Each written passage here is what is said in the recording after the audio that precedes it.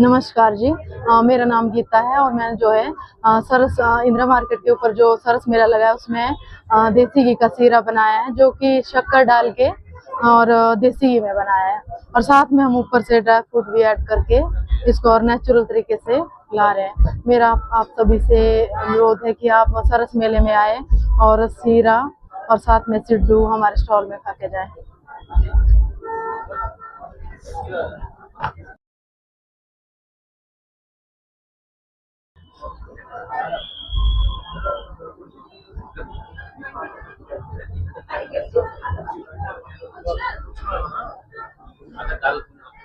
है ना, और 50 के आप आप हाँ जी आप कटो दो।